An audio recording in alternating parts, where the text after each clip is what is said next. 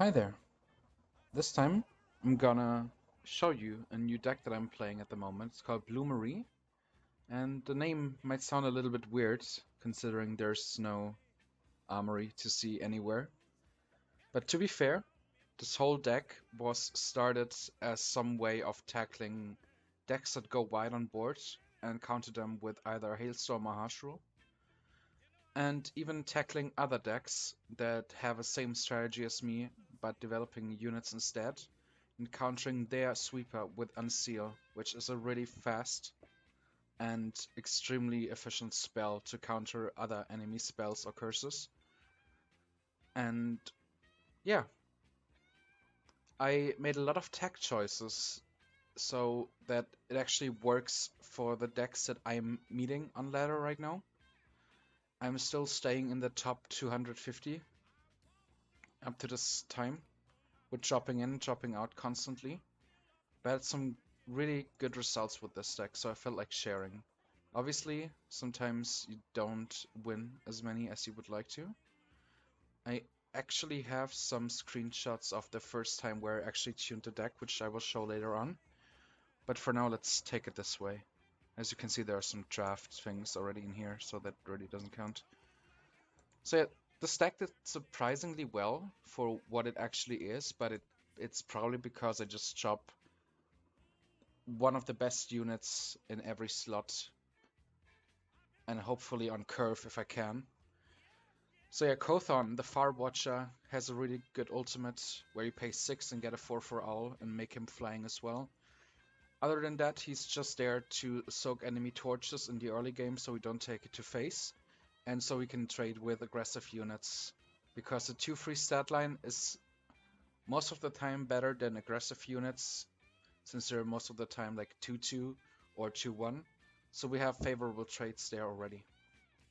Hooru Pacifier is pretty decent against the new Skycrack aggro deck, or Skycrackro, or whatever you want to call it, with the spellcraft weapons, and just a normal box standard Skycrack with the Oni Ronin Scepter on free with a double red influence. We can counter this by playing Hooru Pacifier on curve, and make the enemy sweat because he doesn't know or they don't know how to get around the Hooru Pacifier. I think this card in general is really good right now in the meta, just because a lot of aggressive decks still run weapons.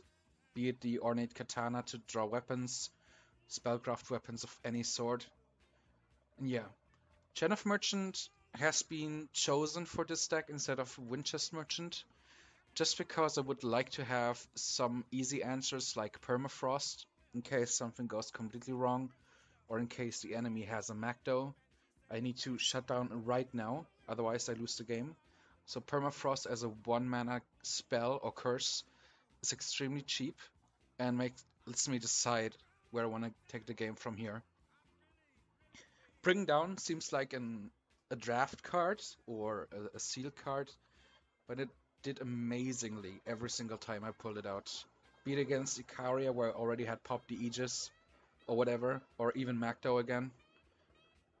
The units get silenced, and if it had flying, it just gets outright killed. Sometimes you use it as a tempo play to get rid of a very decent effect on the enemy board. Could have been something like a quick draw unit that has been buffed in case you didn't get your Hooru Pacifier out there, so maybe you have a 5/4 Overwhelm unit with quick draw on the board. Hey, look, we got Bring Down. Let's just silence it and deal with it if we can. Vision of Austerity is just really decent against every deck that tries to play relics of the sort like Xenon Obelisk. It could also work if you are being played against, if you're playing against a Felon player that uses the Azindal's Gift is the name? Yeah, Azindal's Gift on you, which you can then Vision of Austerity to make it not relevant anymore. On the other hand, the enemy, in case he had a second one, can't play a second one, because the cursed player can't play cards with the name of the transformed relic, so we are safe until he breaks the Omen of Austerity again, which is really, really strong. And a lot of people are playing relics right now.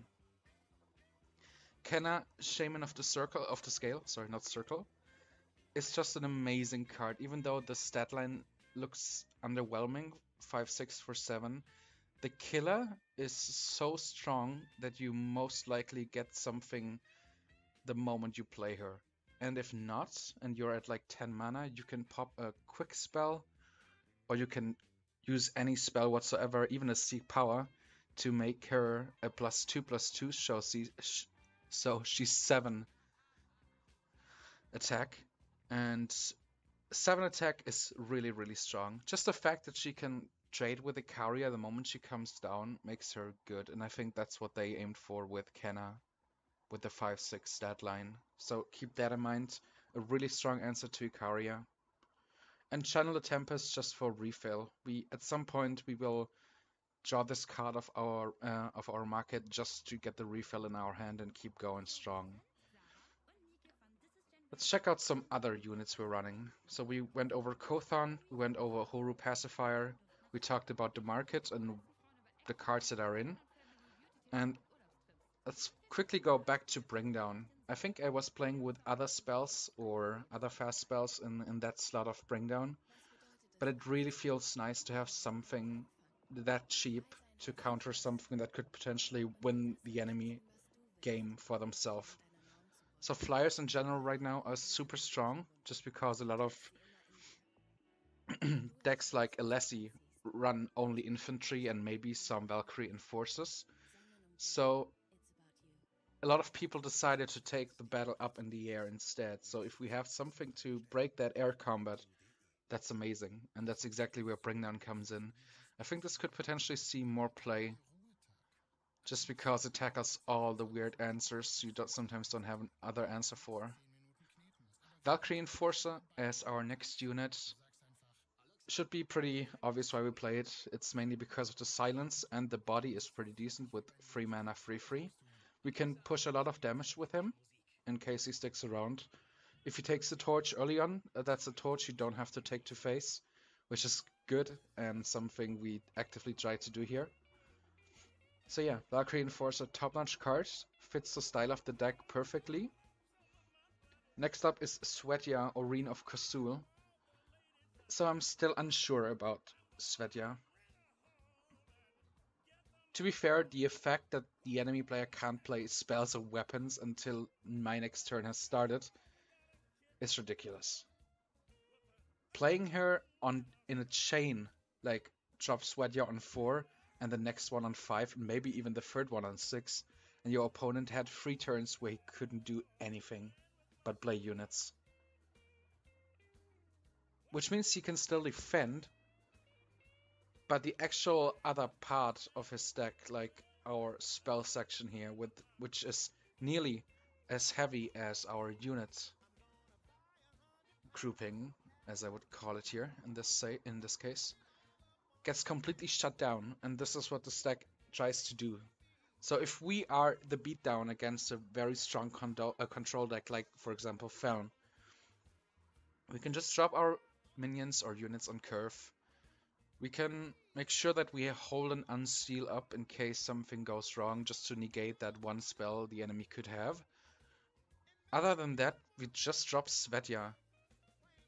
And I mainly built this deck to have an answer against Fel Control, because I kept meeting Fel Control on ladder right now. And my Rocano deck I was showcasing early on this channel didn't stand a chance against Fel Control. They either grinded me out, or I somehow got through and they still came back from the brink of death. So I thought of something that could tackle a wider field just by having a lot of choices to make in every single game. Eilyn Clanmother was a card I got from the Twitch Prime promotion, watching and streaming myself. And I haven't seen much play for her yet. But as you can see, the silence to enemy units on summon is basically a stronger Valkyrie Enforcer targeting 2 units. The Flying Endurance is a really strong tagline or keyword line, just because she has a decent amount of evasion, but can also put in the damage but block on the other hand, in case you play against a strong aggro deck. The ultimate basically gets rid of every enemy unit that has been silenced already or is a plain vanilla card, which we don't play many at the moment in the meta. But with that amount of silence we run in the deck, her ultimate, you can even try to line it up by playing 2 or playing a Valkyrie Enforcer before you pop the ultimate. But I have nothing then that I don't think people take Eilyn Clanmother as strong, or people don't figure that she's as strong as she is. I remember vividly yesterday where I pulled the ultimate out and my enemy hovered over the card just to see what the fuck just happened because he's never seen it. And I'm pretty positive that people haven't played around with Eilyn Clanmother yet this far. But this has an answer against, for example, Black Sky Harbinger, against Sandstorm Titan. Everything that tries to shut you down and stabilize the enemy board, this card tackles. And that's exactly what we want, considering our other units we're running up to this point either pretty aggressive, like the Hooru Pacifier, or just decent for their stat line, I guess. The free attack on the Gen of Merchant is nothing to scoff at. She doesn't get much damage in, but every single point counts. We don't have to get rid of 100 health, we have to get rid of 25 health. So yeah, that absolutely helps, and those units here are pretty much the best units I can think of for this deck right now. At first I was trying out Throne Wardens because that was something I tried to do in the last tournament that I played in. And they felt decent, especially with the Aegis unit body they provide.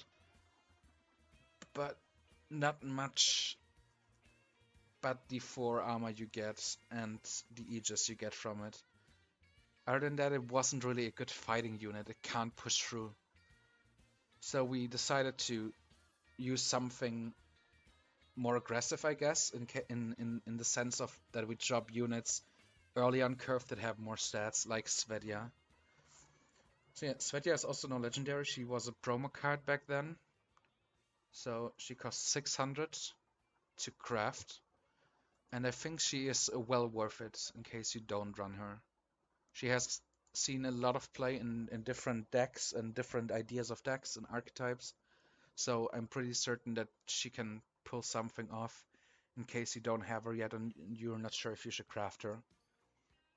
You can also run a completely different setup, way more aggressive, less control-y that I'm doing here, and still get away with playing Svetya just because you shut down the whole enemy game plan considering spells and weapons.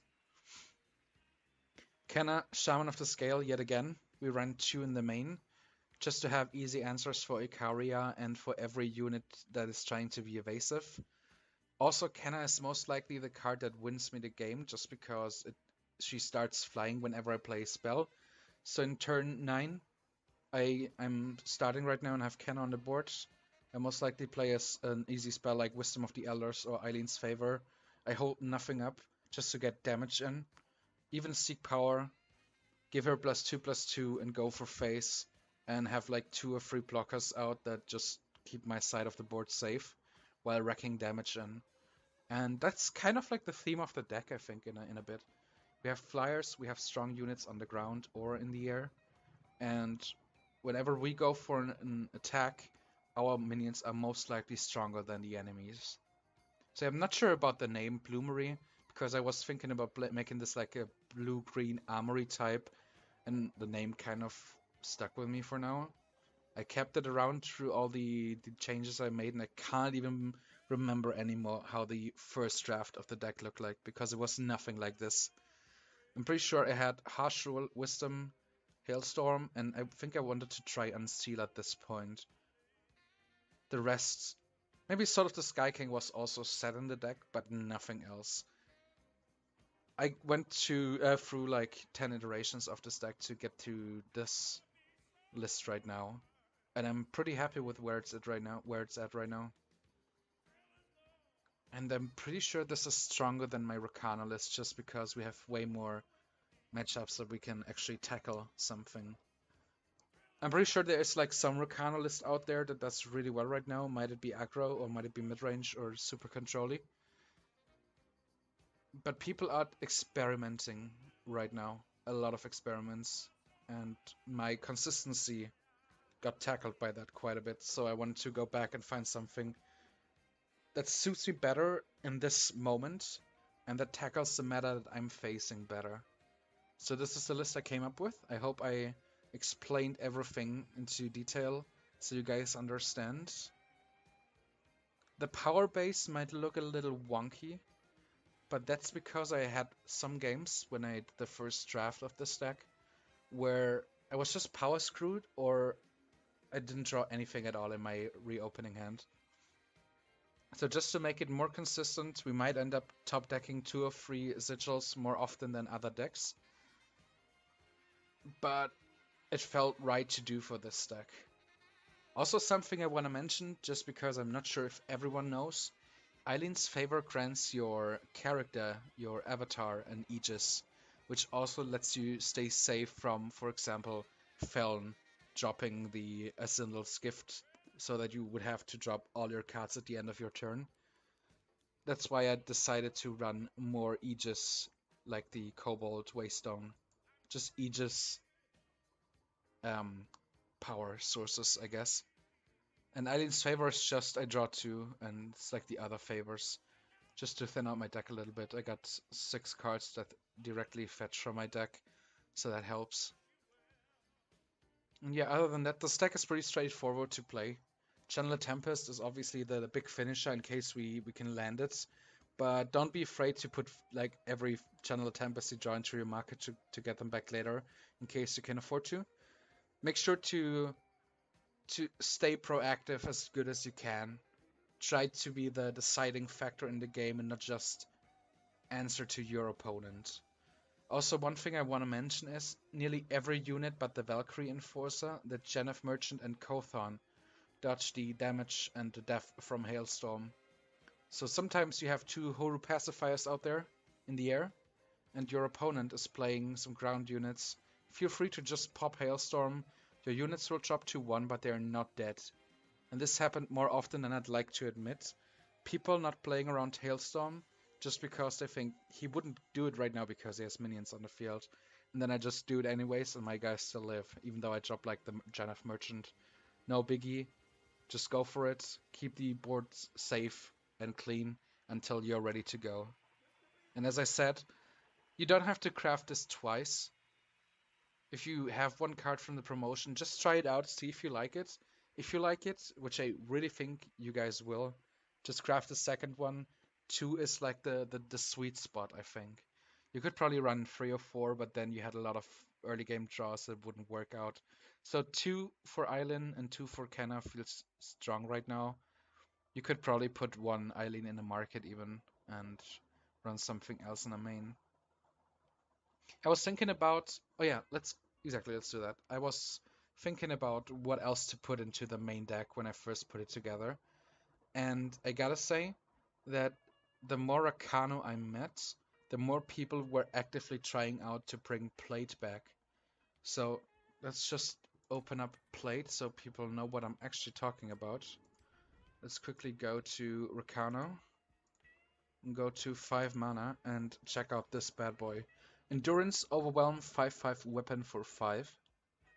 So if you decide to run Permafrost in your deck and you're against Rakano colors and they open the market and do nothing for 1 or 2 turns, don't fret. It's most likely Karya anyways, but in case it's not, it's gonna be this guy. And Deepforged Plate makes basically shuts down your complete plan with Permafrost. So this card is obviously good, but I think it's better in aggro decks that want to push and get rid of 1 unit instead of just getting rid of it altogether with like hailstorms like my deck does. So I'm running 1 in the market right now just to have something to come back to for cheap, basically.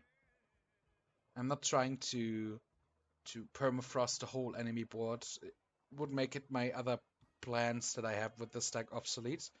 I mean, you could try it if you miss a card or you don't want to craft something. Putting in a permafrost is probably a safe bet and will probably do better than other choices. But just for the consistency, I'm already running 8 sweepers in this deck with 4 Hailstorm and 4 Harsh Rule. I don't want to just put everything that my opponent plays down. I want to have the proactive part. I want to make actual decisions and not just, oh, a unit, let's pin it down. And oh, turn 5, let's marshal now. Click. That's not my game plan here. Even though it might look like it with running 4 of each here. So yeah, that's a quick overview of the Bluemory deck. I might come up with a better name at some point if I get one. You could probably call it something with like Hooru and XYZ, doesn't matter. But yeah, let's get some games in and show you how this works, right? And we are in game 1 against Phantom Wolf.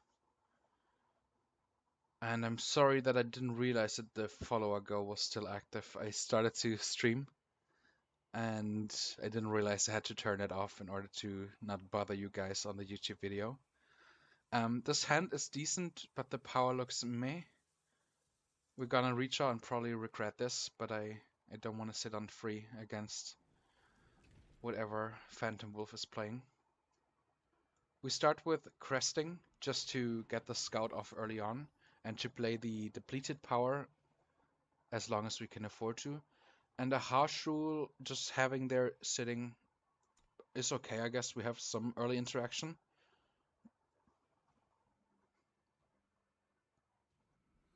We can see a red and a grenadine drone. So right now, without knowing much else, I would say this could be Praxis token. We play the power and pass. It is Sky Crag. Is that Kenna? I think that could be Canadin.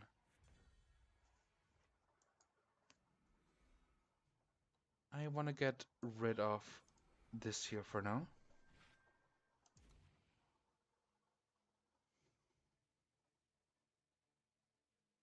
Haven't played against Canadin for quite some time now. No, this looks like something more aggressive, actually. This could be a Pummel. Pummel gives +2/+2. So going for this, and this will hurt us more than help. So we're gonna trade here. We are not in a position yet to get run over by a combat trick, sadly. We do have a Phase Aegis now, which helps. We do have the Permafrost in the market, which could be a nice application here. I'm sure I want to drop the channel Tempest for now because it's just too heavy. I don't expect any flyer, let's hope at least. And let's put the Permafrost under the 3/2 that can still grow. With the +1 and Overwhelm not being granted yet. And let's end the turn.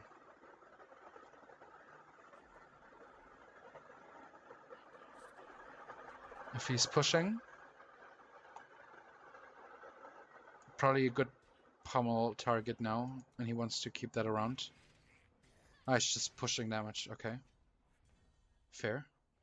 Let's play Svetya and start attacking in ourselves. We do have some amount of redraw, but I don't want to hold anything up right now. And yeah, we bested his early aggression, or their early aggression, and that's pretty much enough already to win against a ridiculous aggro strategy, basically. This is what just happened here, in case you're wondering why this guy already gave up. So yeah, that's pretty nice.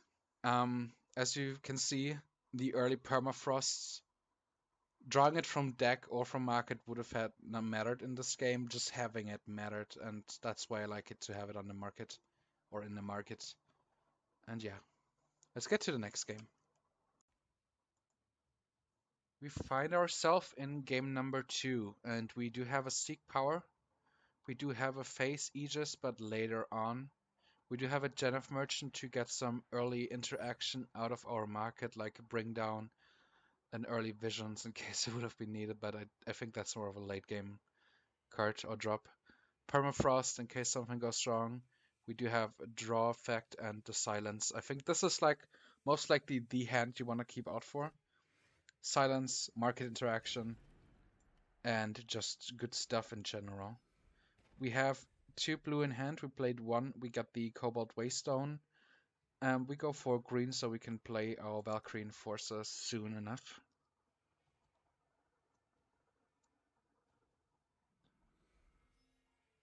Initiate of the Sands. Could be many decks right now. Could again be Brax's Token. Could again be some time mid-range, some time late game even. Could be Elysian. A lot of decks running the same cards right now just because they stood the test of time.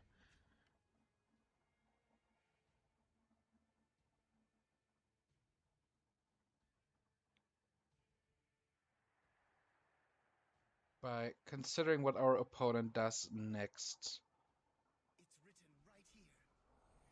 that's gonna be the weird shimmer deck, right? I think so. Most likely, at least. Let's put it that way.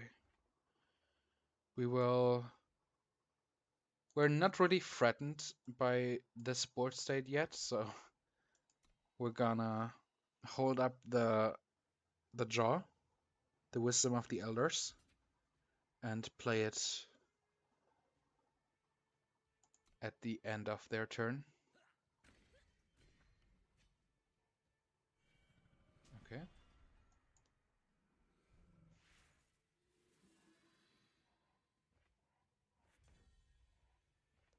This could be a decent game for Kenna, maybe. One spell plus Kenna means trading here easily with Killer. We could also just bring it down. We could also just play the Valkyrie Enforcer here. Silence it.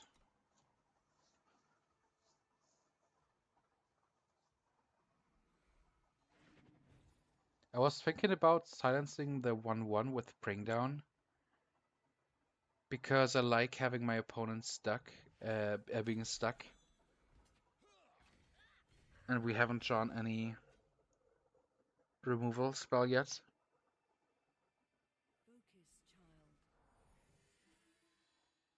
Just to make him suffer, or them suffer.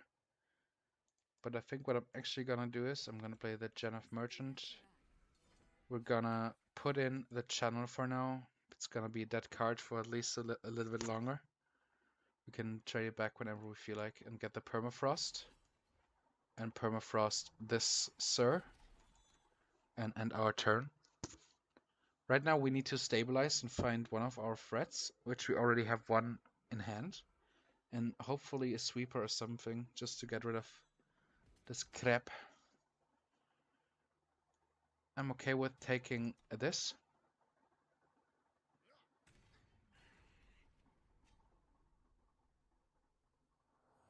Find the way.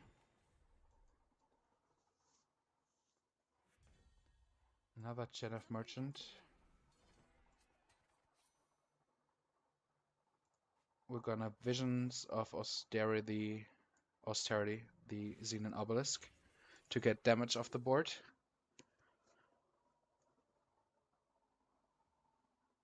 And now I'm basically waiting to refill and get some stuff going again.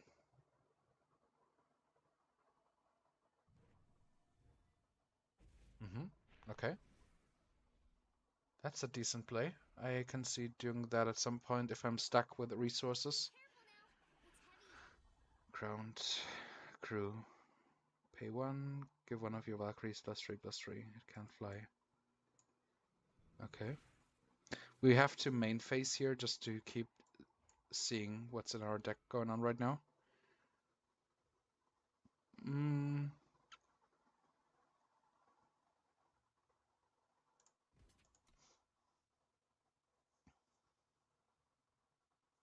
If we could get rid of all the crap on the board, I wouldn't mind, just because I know for a fact they use this junction most of the time. And I think I'm okay with this here. It doesn't look threatening right now, but instead of drawing cards, which you can still do, I'd rather get rid of it right now.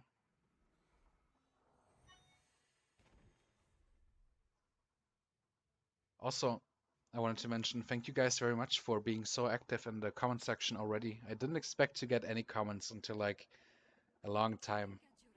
So I'm very grateful for that and thank you very much. I like the interaction in the draft video especially. I am currently trying to move to a different place, so I'm playing whenever I get time. So excuse me if I'm not answering just yet, but your questions you had looked very, very in depth, and things you said were very in depth, so let's not do a mistake here while talking weird things. Kenna is decent. I mean, I could just trade it, and it looks like I would have used it, and they didn't expect it anymore. So I guess that's okay. We're gonna main phase Wisdom here, just to keep the draw active and see what's going on. At this point, I think Sakori would also like to, in case that's a Shimmer pack list, which I think it is, they have a hunting party at some point, and they also have the Humbug Swarm, and then Shimmer pack.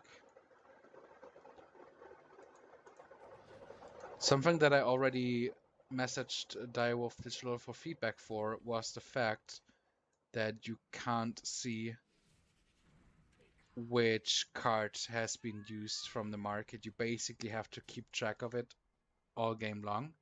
And why show it on the card when they pull it out of the market, when they play it, and not in the void? Or, for example, on their Scene and Obelisk? Because at some point, playing so many cards in one game and keeping track of everything that just happened is pretty hard. Or maybe hard is the wrong word here, but unnecessary. Unnecessary is, yeah, what I like to think. Now we go for a channel here, I think. We already have Kenna in action. And refill is valued right now a lot. So yeah, I'm not quite sure. Maybe I will find out, but all the Shimmer deck lists I have played this far were pretty meh. Because now I just harsh rule and get rid of your 4/4 that has corrupted everything.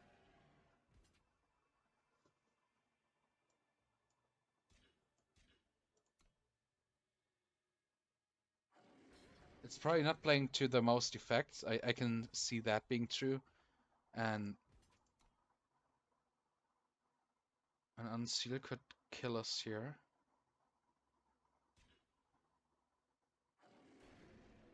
But that's basically the main win condition, right? So let's get rid of it. Ooh. Okay. Cool. I've seen it, the deck on Reddit. I've seen it in the tournament. But not much more, to be honest. I hate doing this right now, but I have to, just to keep drawing cards. I think I misplayed somewhere in the middle of this while talking weird things.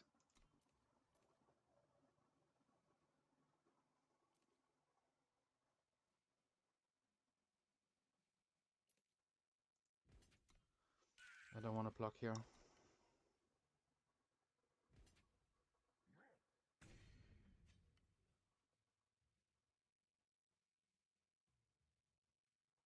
So if I would know how the deck would operate here, it could help dramatically. But that's just me not knowing any better. So Svetya shuts down their spell part of the deck. And right, Shimmer Pack hasn't been put to hand, just transformed back into the hand. So that was a pretty decent out for him.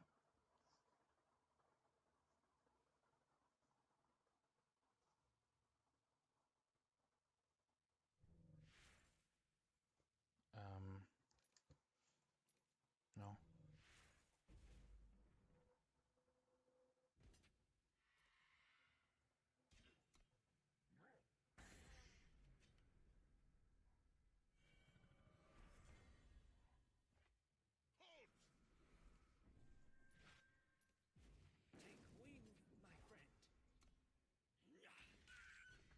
just go all in here. Nothing to hold back anymore. If we don't be proactive right now, we will just lose outright. So we just go for it. So in case you have experience with the Shimmer pack list, please let me know if there was something to hold back for. But I think that was quite decent. And considering the deck was advertised as the best deck in the meta and I have yet to fail against it, is kind of funny because I just disagree with it. You should decide between different either tournament environments where a deck like this could absolutely wreak havoc, or when you're just trying to take your decks to be the most effective on ladder. I don't think a tournament list like this could just win the game outright. I heard about the fact that Manu S was pretty high in Masters with it, I think 15, when I remember correctly. But still, like every single player that has played this deck was making, I don't want to say mistakes, but it just didn't feel that strong. And I even played against decks where they had like 3 or 2 the scouting parties in hand, and I just kept wrecking their board like sweepers. I don't understand how. So the Shimmer pack list could only do well right now if you assume that every deck running sweepers is being pushed back or held back by Alessi in the meta, which is not happening right now. So if Alessi would still be the predominant deck right now, I would agree with running the Shimmer pack list being more effective, just because people with sweepers are being punished all day. They rather play something mid-rangey or more aggressive and less controlly. So I don't see how I don't want to say Alessi has vanished from the meta, but the matchups are getting far between every single time. I think I played sometimes 20 matches without seeing Alessi once. I don't think that's the right meta to run a list like this that gets blown out by Harsh Rule and you have to equivocate your own guy to have a 6-drop in hand again. But maybe it's just a really big meme and I don't get it. So sorry if I talk about this right now, but I think it's important to understand how decks work. And it might be an amazing list, but the meta has to be right for it, if that makes sense. I can't run a deck with only late game stuff in case the meta is aggro everywhere, right? Easiest assumption. I can't play aggro if I get tempoed out by mid-range decks completely all the time, every single time. That's why Skycrack aggro was struggling so hard in the first days of the Fall of Aginport meta, before someone came up with the new and improved version. I mean, every time I play this deck, it just feels really strong. And I think there could be some fine-tuning. There has to be some fine-tuning options I could go for. But I don't see them right now. I absolutely don't know in which way I would like to go. Let's go back to the deck list real quick. And sorry again if I just went into rambling on about the Shimmer pack list, but having to deal with that kind of deck makes me feel weird. Just because I feel like it's unfair because I pack all the punches to defeat it, basically. If they dropped the hunting party and I Hailstorm, that was their turn 6 for my free mana card. Maybe tacking in some unseals could work there. I'm not sure. It just doesn't feel right for me right now. That's all. And let's stop here without going into a way bigger ramble again. Or yet again. I think we play one more game just to get some more experience in and see how the deck works. And yeah, let's go. So we're up against a Bobar. And we have a 2-mana hand with some decent early game and a Harsh Rule. Which, if I would play Rakana right now, I would keep, because this looks pretty aggressive for the deck I'm running. But knowing this deck, I think I want to redraw because I know I can do better. And I did just was bad. Meh, but fair enough. Can't always draw decently. Like in the last tournament, we had 2 games right after decided by flood or screw, which can happen. There's not much we can do about that. But it was funny to see that people were actually saying it's kind of sad that a tournament game right now is decided by being mana screwed or not. I think I'm okay with playing Eilyn's favor here. Am I? No, let's not. Let's put out the 2 here. Keep the 3 open. We are against Brax's midrange or Brax's token. Or maybe something spicy every once in a while. Oh look, it's spicy, guys. I fucking knew it. It wouldn't just be the bog standard list. That's nice. Thank you very much, Bobar. Luna Magus, summon Nightfall. When you start your turn at night, gain 4 health. Oh well, look, that would be convenient, right? Do I want to provide Bobar with 4 health at the start of his turn? I think I'm okay with silencing this just to see what his deck is up to.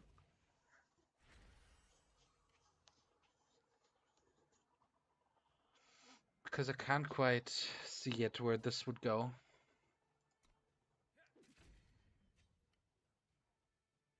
Okay.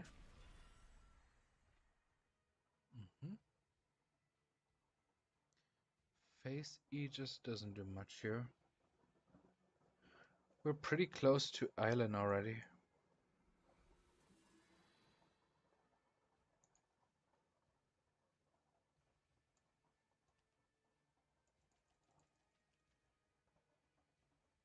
I think I could try attacking here. And then Hailstorm the 5/6. But yet again, I'm not quite sure what this deck could actually be.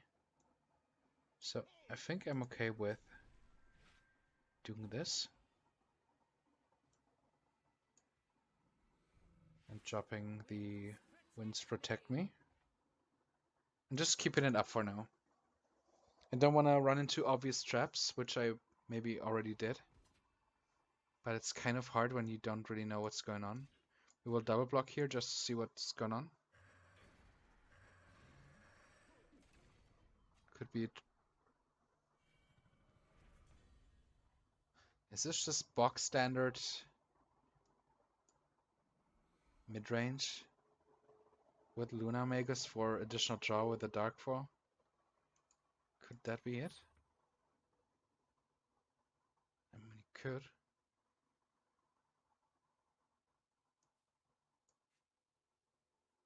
Alad is a problem. But we do have Permafrost in case another big threat comes down. So I think I would be okay with harsh ruling this board here. Because Alad is usually a one-off. So if I would know right now what my opponent plays, that would significantly help me because I have most plans mapped out in my brain already. Not really knowing what's going on just by putting in one card and making me confused is absolutely doing work for Boba here. But that's a fair thing to do. And I like it when people put in their own choices because they like X card better than Y card. And that's a pretty reasonable thing to do. Maybe this is just a stock list of Praxis midrange that I'm not aware of, which could also be true. And oh, guys, do I want to show you this ultimate of Eilyn. So let's set it up. We could attack here. I'm not sure what could stop us by the wasp, so I'm not going for it.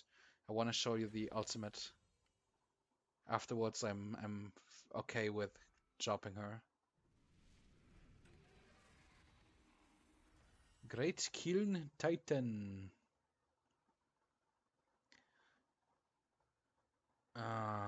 Let's see.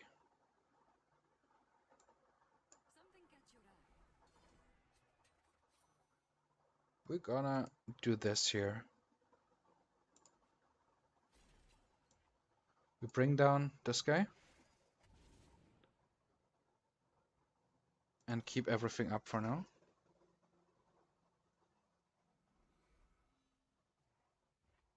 This is basically just a big list of time units with additional draw provided by the fire. Let's draw some cards. No Yuki. Okay, I can see that. I like the idea. Putting out more stuff. I'm not sure about that one, but let's pull the ability. Bomb! I just love this ultimate. It's so amazing. And as you can see, sometimes, or most of the time, Eilyn is actually unimpeded, just sitting there waiting to thrash on her opponent. That was nice. Do we take a trade here? No, we don't. Why would we? Let's do this.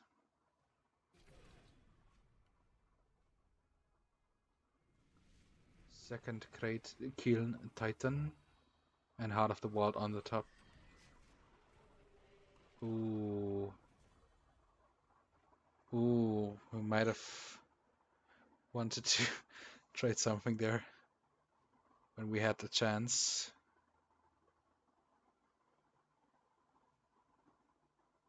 I think just chopping out dudes here.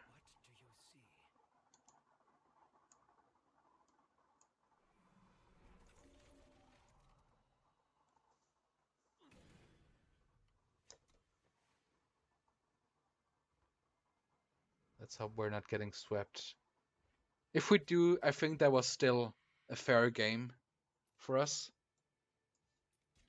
And I still showed what the deck is capable of, I think.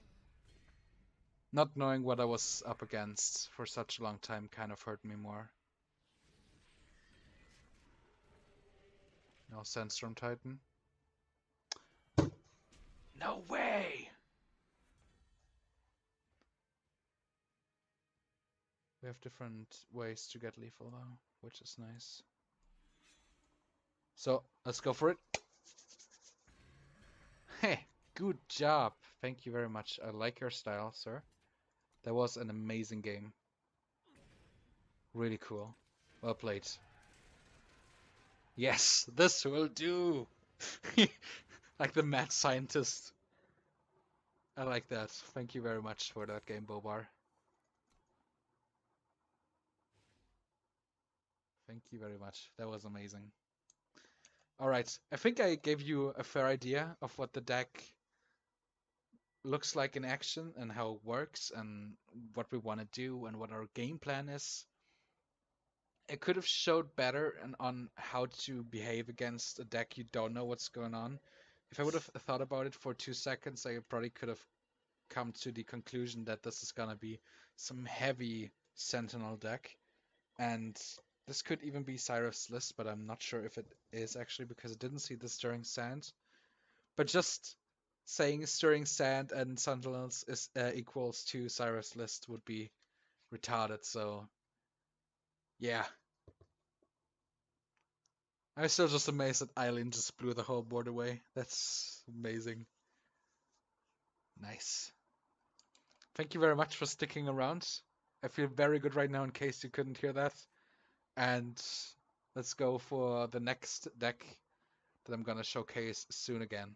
Thank you very much for sticking around. Bye bye. Yeah, so I realized that I said earlier that I wanted to show you the match history from the start and the idea of the deck to where we are at right now. And those are the screenshots I took from the, I think, 20 games or maybe even more that fit into the first match history. I think on the next picture you should be able to see that against Sifar, the last game shown against a friend, was the last tournament I played in, and then I immediately started to work on this new idea I had. And you can see that at first the results were kind of 50-50. It worked, but it wasn't just there yet, quite there yet. I was still running weapons and throne wardens, sometimes countering my own weapon turn while having Hooru Pacifier out. So that wasn't the best experience, but I wanted to really make something work in the old Armory way, and this is kind of where we ended up, which is funny because it's nothing like Armory at all in any way, shape, or form, but harsh rules maybe. But as you can see, the results are really decent. We played against a variety of decks, like everything that's strong and considered decent right now, we played against, and most likely already won. There was some kind of Skycrack aggro decks where the opponent just threw the nuts and there was not much to do for me. But yeah, as you can see in the matches we had before together and in the match history log here, this deck seems to do really well right now. I think when I started I was 350 in ranks, just recovering constantly when I try out weird things. And sometimes I find something that works really well and I go down to back to 200. And that feels really, really good for me considering that's my first active month where I'm participating in the ladder without like being stuck somewhere or actually playing the game. So I'm really, really happy about that. I'm kind of happy that this is the second deck that has a really strong ladder experience for myself and hopefully for you guys as well. Because it just feels good playing something that you came up with, but some ideas that you had and they work out and it just feels amazing. And I just wanted to drop this here to give you guys more insight on how it worked up to this point and also that it didn't work out at the start, but I made it work. So in case you're trying this deck and you feel something you don't like or you find a card you don't like to play with or you would like to up the number of the card, just go ahead, make your own choices. This is what worked for me because it represents my playstyle. If there's something else that represents your playstyle better, go for it. Make changes that fit you and your playstyle. So thanks everyone for sticking around, and sorry to make this an edit basically. But I really wanted to show this off so you can see that there was some struggle involved in the whole thing, and it didn't work out just at the start as I thought it would. And thanks very much for all the friendly YouTube comments. Even if you have feedback or criticism, please let me know. I'm very, very humbled by the fact that there's such a long comment under my draft video already. I will come to answer this question the next day, hopefully, because right now I have like this 1 hour where I'm doing the video, and then I sadly have to leave again. But thank you very much. I try to be as interactive as I can. If you feel like you want to have some matches against me, feel free to add me online. Maybe even follow my stream. The moment we have moved to our new place, I will start to stream more actively. Right now, I'm a bit sitting in limbo, I would call it. There's not much to do for me, but wait until we're actually done here with everything and with moving to the new place. And so, yeah, I'm basically trying to do this to keep myself entertained for now. But later on, I could see this doing this more often and getting content out to you guys in case you want that. So please let me know if that hits your spot or what I could do to hit your spot even better. Thank you very much and see you next time.